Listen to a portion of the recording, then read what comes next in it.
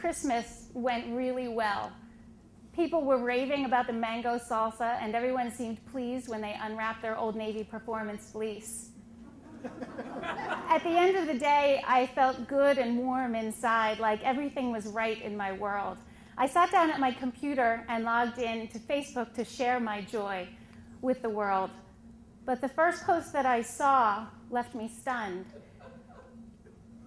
There was a post that said that a close friend of mine had suddenly died that morning, and my world was shattered.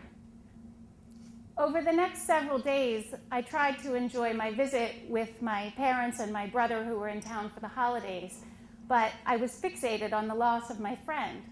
I tried to laugh with the kids, but they could tell that I wasn't myself. They tried to comfort me with shrinky dinks and by doing little skits. I told them out loud that everything was okay, but I was worried on the inside that everything would never feel okay again.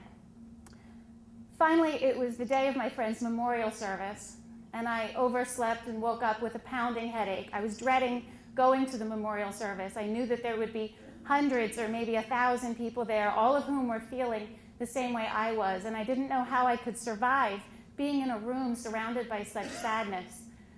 But I dragged myself out of bed, and I went downstairs, and the first thing I saw was that at some point during the night, my parents' Jack Russell Terrier, Mac, had dog diarrhea all over the kids' toy room. So not only did I have to clean that up, but it felt symbolic of what was happening in my life. I had told some people that I would arrive early at the memorial service to help set up, and now I was still in my pajamas at the time that I was supposed to be leaving.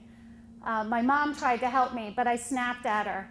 I felt horrible about it, but I was in such a bad place that I couldn't even apologize. I just raced through the house, slamming closets and drawers, trying to get ready and get out of the house. I was just a vessel of anger and grief and guilt. Finally, I was ready, coat on, purse in hand, and stood at the front door, and I barked at my brother, who was coming with me. "Come on, we have to leave. We have to leave now." And he called back from the other room, "I'm ready, but it looks like Mac had another accident in the toy room." And I couldn't believe that the world or the dog could be that cruel.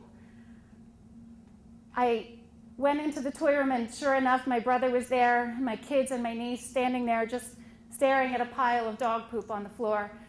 I took my coat off and I stomped into the kitchen, and I got some paper towels and a spray bottle ready to clean it up, and I came back in the room. And my 6-year-old son, Eddie, took a step closer to the dog poop, and I yelled, "Eddie, what are you doing?" And he didn't answer, but he took another step closer, and I said, "Eddie, get away from there." And he reached down and in his bare hand picked up a piece of the dog poop, and I said, "Oh my God, what are you doing?" And he put it in his mouth and chewed it up and ate it. I blacked out for a moment. And I know that some of you think that you've experienced shock. Maybe you've been hiking in the woods and you've come across a bear. Maybe you've seen a picture of Bruce Jenner. But I'm here to tell you, you have not experienced shock until you've seen your little boy eat a piece of dog shit. It took a few moments for the physical symptoms to subside and for me to realize that the kids were high-fiving each other and laughing hysterically, and my brother looked prouder than he had ever looked in his life, and he was picking up my son and twirling around like they just won the Super Bowl.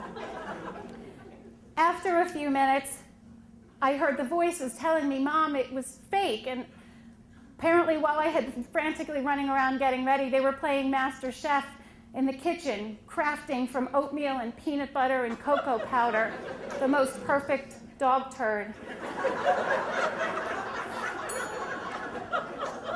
After a few minutes, I finally laughed. I really laughed for the first time in several days. But I cried a little bit too, not just for my friend who was lost, but tears of joy. joy that we live in a world that has such beautiful moments, that my asinine brother would do something so ridiculous at maybe the most inappropriate time that I could think of and bring me back over the line. Thank you.